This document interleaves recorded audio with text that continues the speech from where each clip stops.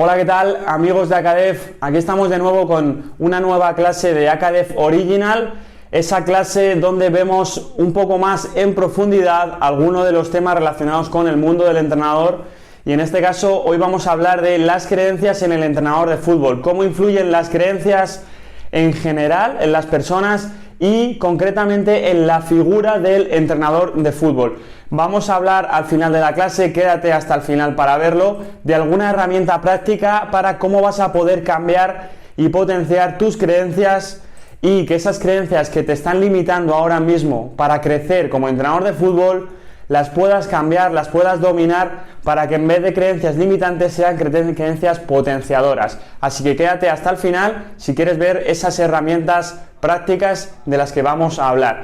En un primer momento tenemos que hablar de los niveles lógicos, que creo que ya lo vimos en otra clase y lo vamos a recordar de nuevo, donde el consciente solo es un 7% de nuestro comportamiento y de la comunicación, y es ese entorno, es ese comportamiento que ven el resto de personas. En este caso hemos ejemplificado con la imagen del Cholo Simeone con ropa de partido, con ese traje que suele llevar él, y en ese partido la gente ve un porcentaje de lo que es el Cholo Simeone, pero detrás están sus capacidades, sus creencias, sus valores, su identidad e incluso, ¿por qué no?, la parte transpersonal. Esa parte que es el 93% de esa persona, de ese comportamiento, es realmente lo que construye toda esa persona y luego hace que se refleje de una forma concreta con ese entorno y con ese comportamiento. Pero ese comportamiento viene marcado por toda esa parte interior que hemos hablado, y hoy nos vamos a centrar en esas creencias, donde marcan en una gran medida ese comportamiento que vamos a tener como personas nosotros. Entonces, saber que lo más importante es esa parte inconsciente, esa parte interior nuestra que también tenemos que trabajar, que no podemos dejar solo al azar de los acontecimientos, sino que cada uno tiene que trabajar para que le ayude a llegar a ese objetivo que él quiere y a ser la persona que realmente quiere ser. Estamos hablando de creencias. Vamos a definir primero qué son esas creencias, y es que son las normas de nuestra vida, las reglas según las cuales vivimos. En lo que tú crees, al final tú creas ese mundo en el que vas a vivir, y se ve muy modificada tu conducta y tus comportamientos por esas creencias que tú tienes. Como veníamos hablando antes, pueden ser potenciadoras y que te ayuden, que te potencien a los comportamientos que tú quieras, a conseguir esos objetivos que quieras alcanzar, o pueden ser limitantes y en un momento determinado te estén impidiendo llegar al objetivo que tú quieres alcanzar.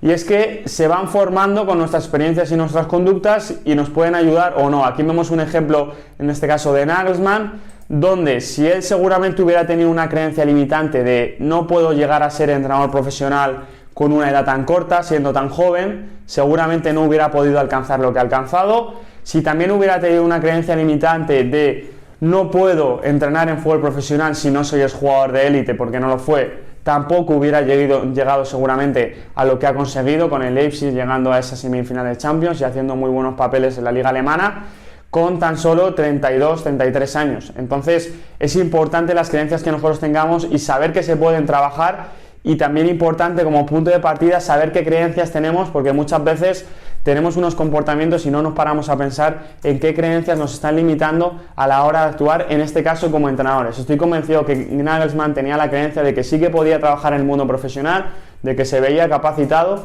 y de que sí que podía hacerlo perfectamente sin haber sido el futbolista de élite o el futbolista profesional.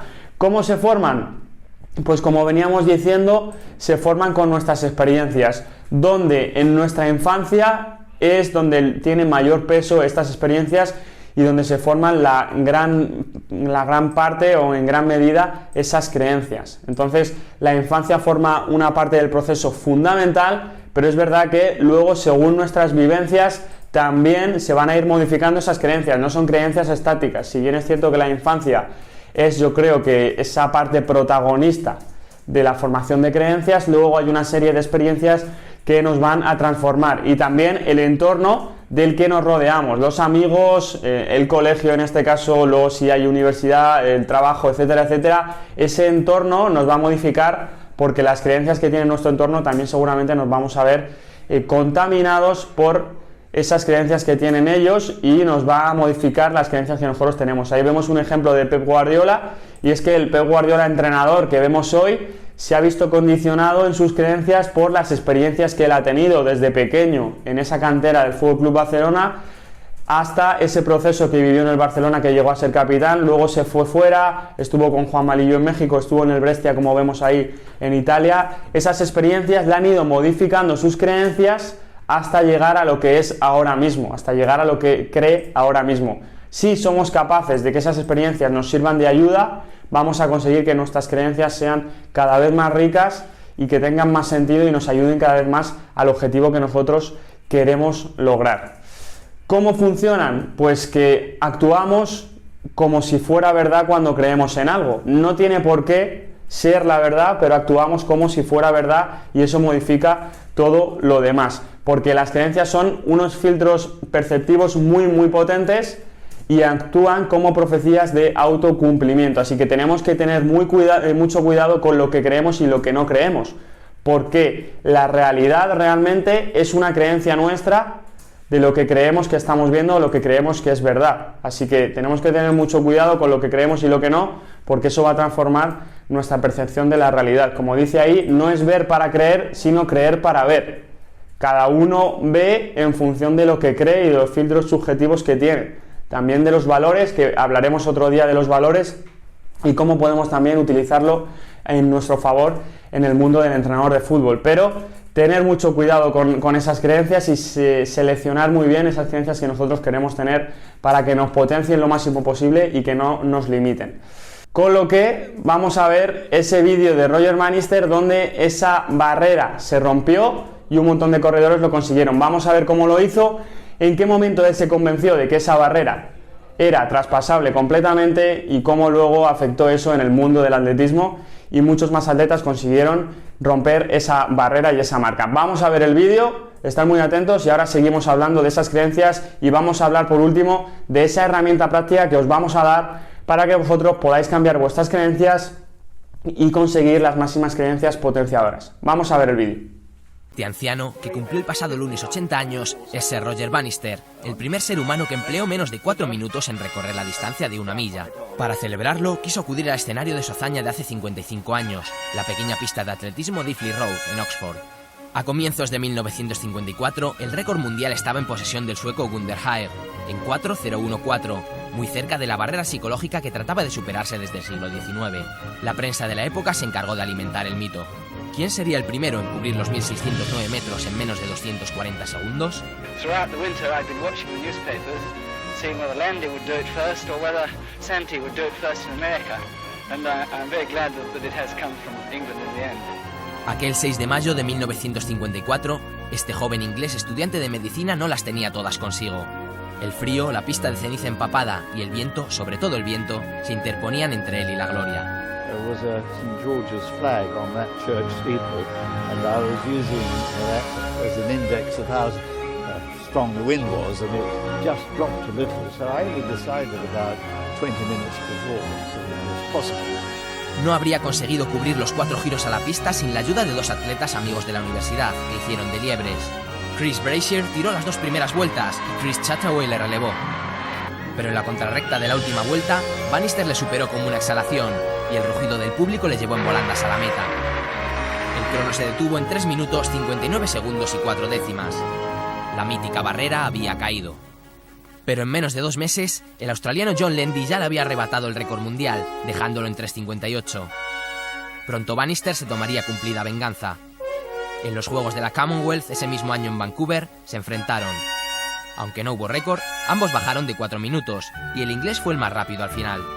Poco después, Bannister abandonó su carrera atlética y completó sus estudios de medicina, llegando a ser un reputado neurólogo, lo que él considera su mayor logro personal. Como veníamos hablando, hay 2 tipos de creencias que son las potenciadoras, como por ejemplo, puedo lograr lo que quiera, o lo estoy haciendo lo mejor posible, o todo comportamiento tiene un propósito. Son creencias que nos ayudan a conseguir nuestros objetivos, o creencias limitantes como puede ser un no puedo, o como puede ser un sin sufrimiento no hay beneficio, o no tengo suerte, no sirvo para esto. Son creencias limitantes, me están limitando a la hora de hacer algo. Importante que las reconozcamos en función de las creencias que tenemos, en función del objetivo que nosotros queremos alcanzar, ¿vale? Una vez las tenemos localizadas, podéis preguntaros, ¿es posible cambiarlas? Sí, es posible cambiarlas, ¿vale? Las creencias son fuertes y no siempre somos capaces primero de reconocerlas y luego de cambiarlas, pero si nos vamos a herramientas como la PNL o el coaching, pues tenemos herramientas muy válidas para poder transformar esas creencias y alcanzar objetivos que a priori parecían inalcanzables para una persona, pero que luego, cambiando esas creencias y trabajando, se puede lograr. Ahí vemos un ejemplo como es Marcos Llorente, un jugador de un perfil completamente diferente al que es ahora, un jugador que era un mediocentro defensivo, que se destacaba por esa faceta defensiva, por esa capacidad de hacer kilómetros, por esa capacidad de robar balones, y ahora vemos un jugador que llega al área, que tiene mucha más confianza en el área, que es capaz de meter muchos goles y dar muchas asistencias, y haya habido un cambio que no hubiera sido posible sin un cambio de creencias, o si él no hubiera creído, es decir, si él tuviera la creencia de que es un mediocentro defensivo y que no puede ser otro tipo de jugador, no, yo solo sirvo para robar balones, si hubiera tenido esa creencia no hubiera podido llegar a lo que ha llegado ahora mismo, que es uno de los jugadores más desequilibrantes de la liga. Entonces es importante que a nivel mental también estemos pendientes de eso, porque cambia un jugador de posición, pero tengo que ver esas creencias que él tiene en torno a esa posición que él va a ocupar. En este caso estoy convencido que Marcos Llorente o bien no tenía esa creencia limitante de soy un mediocentro defensivo, solo valgo para esto, o si la tenía, hubo un trabajo detrás del Cholo Simeone y su cuerpo técnico para convencerle de que era capaz de eso y mucho más, como se está descubriendo ahora, como uno de los jugadores más desequilibrantes de toda Europa. Vamos por último con ese ejercicio del que os hablaba antes, de ese cambio de creencias. Es un ejercicio muy sencillo que si practicamos muchas veces vamos a conseguir una mejora sólida en el cambio de la creencia que nosotros escojamos. Como primer paso, elige la creencia que más te esté limitando como entrenador. Puede ser, como hablábamos antes, no voy a tener futuro como entrenador o no voy a llegar al mundo profesional porque no he sido futbolista de élite o el futbolista en una categoría alta. Puede ser, no soy bueno comunicando con mi equipo y que eso te esté limitando o te esté lastrando. Puede ser cualquier otra, no tengo los conocimientos necesarios, ¿vale? Al final esos son creencias que tú tienes, que no tienen por qué ser verdad, que a lo mejor son verdad o que no, pero lo que está claro es que ahora mismo te están limitando. Así que escoge la creencia que más te esté limitando como entrenador. Segundo paso, encuentra razones de por qué eso no es verdad, porque estoy convencido que si empiezas a rascar en esa creencia y empiezas a buscar, vas a encontrar argumentos y motivos de por qué eso no es verdad. Como por ejemplo, es que no he sido el futbolista de élite o el futbolista de categoría alta, no puedo entrenar en ese tipo de categorías. Si te pones a ver argumentos, vas a ver que José Mourinho, uno de los mejores entrenadores de la historia, no fue jugador y ha llegado ahí, Arrigo Sacchi que cambió el fútbol, etcétera, etcétera, etcétera. Hay un montón de ejemplos de entrenadores que sin haber sido futbolistas han llegado ahí. Ya es un argumento que va a destrozar tu creencia. Entonces, cuantos más argumentos y razones encuentres para derribar esa creencia, mucho mejor. Las vas apuntando en ese segundo paso y vas a tener ya un montón de razones que poco a poco van a ir resquebrajando y rompiendo esa creencia limitante que tú tenías.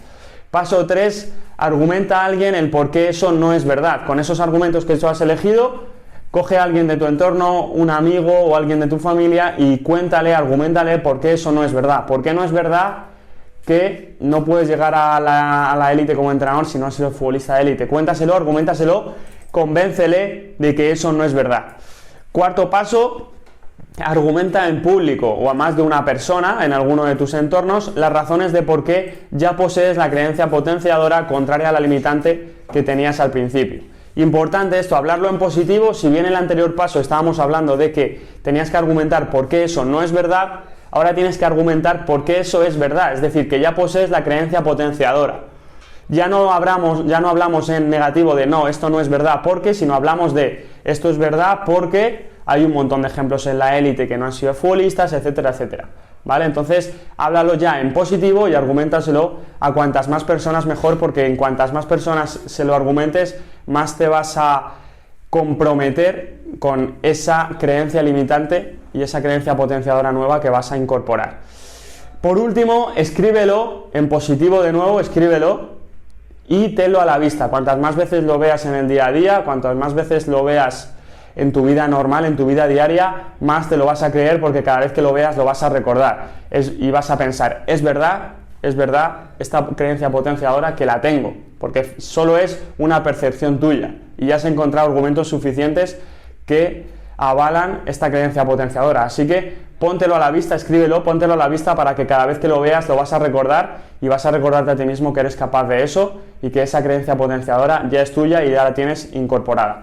Acabamos con una frase de Henry Ford: tanto si crees que puedes como si no, tienes razón. Al final esas creencias van a determinar en gran medida nuestros éxitos y con ejercicios como este podemos transformar esas creencias y que nos ayuden, que nos potencien a llegar a ser los mejores entrenadores posibles y el entrenador que queráis ser. No quedaros con el entrenador que sois, sino qué entrenador quieres ser, podéis transformaros en él, en parte con este tipo de ejercicios. Si queréis más información podéis entrar en el mundo del coaching, del desarrollo personal, de la PNL, y ahí vais a descubrir más herramientas que os pueden ayudar en este tipo de temáticas. Bueno, espero que os haya gustado la clase de hoy. Nos hemos salido un poquito del tema técnico-táctico del fútbol, pero creo que es importante salirse de esos temas porque hay mucho más para ser un buen entrenador, como es el tema de la comunicación, del desarrollo personal, del autoconocimiento, que tenemos que manejar si queremos ser grandes entrenadores. No me puedo quedar solo en el tener muchos conocimientos técnico-tácticos, sino que tengo que saber mucho de muchos más temas, porque al final somos personas y tratamos a personas. No estamos hablando solo de robots que juegan al fútbol, sino que tenemos que hablar de muchas más cosas que incumben a esas personas, y una de ellas es ese autoconocimiento como entrenadores y cómo podemos sacar mejor partido a nuestra faceta como entrenador y nuestra faceta personal. Así que nada, si te ha gustado, suscríbete al canal, dale a la campanita, cada vez somos más los seguidores que estamos en esta comunidad, y acuérdate de dejar un comentario con algo que te haya gustado o algo que te gustaría que tratáramos en los siguientes vídeos. Hasta luego.